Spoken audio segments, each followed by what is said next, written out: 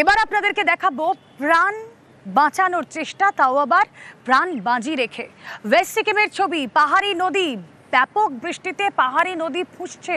খরস্রোতা পাহাড়ি নদীতে পড়ে যান দুই যুবক এবং সেই স্রোতের সঙ্গে তারা ভাসতে থাকেন, আর তারপর স্থানীয়রা প্রাণ বাঁচি রেখে তাদের প্রাণ বাঁচান। সেই হারহীন করা ছবি আপনারা দেখুন। দুই যুবক যারা তলিয়ে গিয়েছিলেন ওয়েস্ট সিকিমে, পশ্চিম সিকিমে, সেখান থেকে তাদের দুজনকে প্রাণ বাজি রেখে রক্ষা করলেন স্থানীয়রা।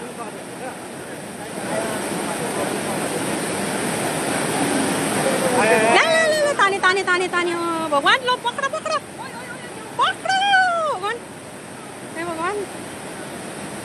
পশ্চিম সিকিমের পাহাড়ি নদীতে বিপত্তি, খরস্রোতা পাহাড়ি নদীতে ভেসে যান দুই যুবক। কথা বলবো প্রতিনিধি পার্থ এই মুহূর্তে রয়েছেন সঙ্গে। পার্থ, ওই দুই যুবক ভেসে গেলেন কি করে, আর কিভাবে স্থানীয়দের তৎপরতা তাদেরকে উদ্ধার করা সম্ভব হলো?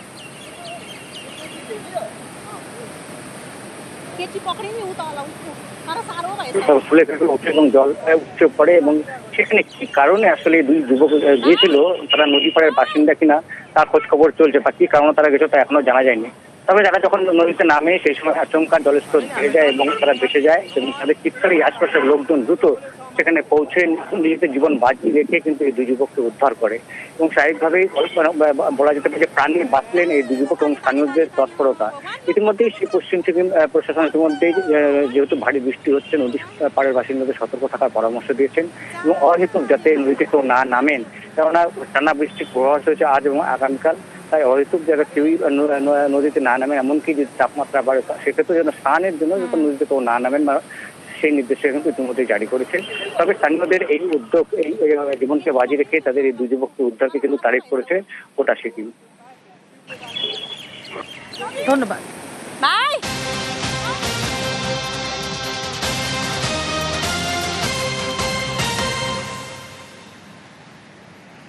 কলকাতার ব্যস্ত ব্যবসায়িক এলাকা কি পোস্তা, আর এবার বড়বাজার পোস্তা এই সারাউন্ডিংস এলাকায় অত্যাধুনিক সিসি ক্যামেরা বসানোর সিদ্ধান্ত নেওয়া হয়েছে। ইতিমধ্যেই 16টি জায়গায় বসছে 32টি সিসি ক্যামেরা, যা আমরা জানতে পারছি অত্যাধুনিক এই সিসি ক্যামেরায় 21 দিনের ফুটেজ ব্যাকআপ থাকবে এবং পুজোর আগে এই সিসি ক্যামেরা বসানোর সিদ্ধান্ত লালবাজারে। কথা বলবো, আরো ডিটেল জানবো। আমাদের প্রতিনিধি অমিত সরকার রয়েছেন সঙ্গে। অমিত,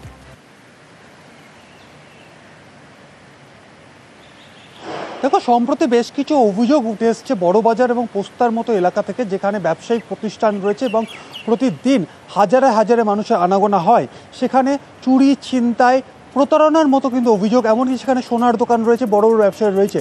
সেই সমস্ত এলাকায় নিরাপত্তার জন্য লালবাজারের তরফে বড়বাজার এলাকায় 16টি লোকেশন চিহ্নিত করা, যেখানে 32টি ক্লোজ সার্কিট ক্যামেরার ফুটেজ, ক্লোজের ক্যামেরা তারা বসাতে চাইছে। সেক্ষেত্রে প্রায় 17 লক্ষ টাকা বরাদ্দ হয়েছে এবং পুজোর আগে সেই কাজ শেষ করে দিতে চাইছে।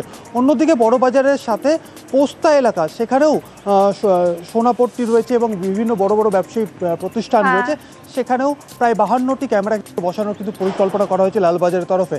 ইতিমধ্যে দিন কয়েকের মধ্যে এই সমস্ত ক্যামেরা ইনস্টলেশনের কাজ শুরু হয়ে যাবে ও পুজোর আগে সেই কাজ সম্পন্ন হবে, এমনটা কিন্তু লালবাজার সূত্রে জানা যাচ্ছে। মোট পোস্তা এবং বড়বাজার মিলিয়ে প্রায় 85টি ক্লোজ সার্কিট ক্যামেরা বসানো হচ্ছে, এমনটা কিন্তু লালবাজার সূত্রে জানা যাচ্ছে। বেশ। ইলশে গুড়ি ইলিশ মাছের ডিম, না শুধু ইলিশ মাছের ডিম তো নয়, ইলিশ শিকারে নিষেধাজ্ঞা উঠতে এবার আপনার পাতে পড়তে চলেছে ইলিশ। সমুদ্রে পাড়ি, দীঘায় ইলিশের সন্ধানে সমুদ্রে পাড়ি মৎস্যজীবীদের। সমুদ্র যাত্রায় নিষেধাজ্ঞা উঠতেই তোড়জোড়, যে ছবি আপনাদের দেখাচ্ছি, ইলিশের খোঁজে সমুদ্র যাত্রা পরপর ট্রলারের। 2 বছরের খরা কাটিয়ে এবার মিলবে প্রচুর ইলিশ, এমনটাই আশা করা যায়। পঙ্কজ দাশরথী রয়েছেন সঙ্গে, তাই তো পঙ্কজ? একেবারে দেখো, ব্যান ছিল 100টি দিনে, তারপরে কিন্তু যে সমুদ্রে মৎস্য শিকারীরা কিন্তু মৎস্য শিকার করতে রওনা দিয়েছে একে একে করে। সেক্ষেত্রে বাঙালি ভোজন রসিক বাঙালিদের পাতে কিন্তু এবার ইলিশ পড়বে এমনটাই মনে করছে। যে 2 বছর ধরে প্রায় ইলিশ পড়ছিল না, এবার কিন্তু ইলিশ পড়বে এমনটাই মনে করছেন। যে ইলিশে গুড়ি বৃষ্টি সকাল থেকে কিন্তু আজকে 15 তারিখ, যেখানে ইলিশে গুড়ি বৃষ্টিও শুরু হয়েছে সৈকত সরণি, দীঘা সহ বিস্তীর্ণ উপকূলবর্তী এলাকা। তার মধ্যে কিন্তু যে মৎস্যজীবীরা তারাও উৎসুক, তারা কিন্তু আনন্দিত, যেখানে তারা মনে করছে এবছর ইলিশ পড়বে বেশি করে। সেই ক্ষেত্রে উৎসুক বাঙালি, যেখানে তাদের পাতে ইলিশ পড়বে, এই নিয়ে কিন্তু আপামর বাঙালি উৎসুকের মুখে পড়ছেন একেবারে যে ইলিশ পাতে পড়া নিয়ে। বছরে আসে, যখন আসে আর সব সময় থাকে না ইলিশটা, আশা আছে ইলিশটা আশা যেরকম হয়েছিল এবছর সেরকম হবে। এটা আছে কুয়াই বাতাস হলে ইলিশটা হয়। ট্রলার লঞ্চ তারা মৎস্য আহরণের জন্য তারা অলরেডি প্রস্তুত হয়ে গেছেন এবং বেরোচ্ছেন। এর ফলে আমরা আবার সেই সামুদ্রিক মাছ বাজারে হাটে আমরা দেখতে পাবো। তারা মৎস্য আহরণের ফলে তারা মাছ পাওয়া যাবে আমাদের বিভিন্ন বাজারে। মৎস্য দপ্তরের যে গাইডলাইন ছিল তারা পালন করেছেন। আলিপুরদুয়ারে তোরসা নদী থেকে নাকি তোলা হচ্ছে মাটি, আর তারই জন্য নদীর পাড়ে তৈরি হয়েছে বেশ বড় বড় কয়েকটি গর্ত। স্থানীয়দের অভিযোগ, নদীর পাড়ের গর্ত ভরাট করতে ফেলা হচ্ছে এলাকার আবর্জনা।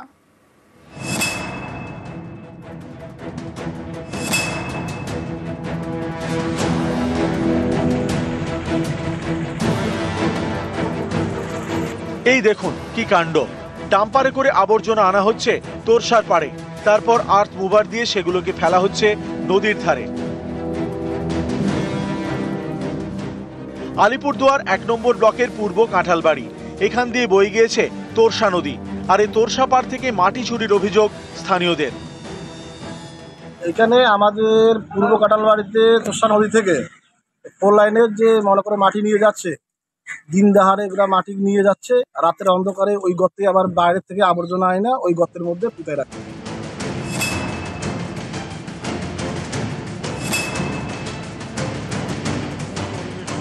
তোরসা নদী পূর্ব কাঁঠালবাড়িতে এই নদীর পাড় থেকে মাটি তুলতে তুলতে গর্ত হয়ে গিয়েছে। এই দেখুন বড় বড় গর্ত, নদীর জলও দেখা যাচ্ছে। এই গর্তগুলো ভরাট করতে ফেলা হচ্ছে আবর্জনা। স্থানীয়দের অভিযোগ, বাজার এবং হাসপাতালের আবর্জনা এনে ফেলা হচ্ছে গর্তে, সেইগুলি গিয়ে মিশছে নদীর জলে। শনিবার আবর্জনা নিয়ে আসা ডাম্পার আটকে বিক্ষোভ দেখান স্থানীয়রা। গোটা বিষয়টি পুলিশকে জানানো হয়। আমাদের এইখানে অনেক বিভিন্ন ধরনের জায়গা থেকে মনে করো পলাশবাড়ি, শিশিয়ারগড়, ওই সমস্ত জায়গা থেকে কাঁচরা নিয়ে এসে আমাদের শিলতোষা নদীতে পোতায় রাখতেছে, ঠিক আছে। তার কারণে আমরা গাড়ি আটক করে রাখছি। এখন গাড়ি আটক করার মাধ্যমে পুলিশ প্রশাসন আসার পরে এখন ওইখান থেকে নদীর থেকে আবার কাঁচরা ওটাই নিয়ে এতে গাড়ি দাঁড় করানো হবে।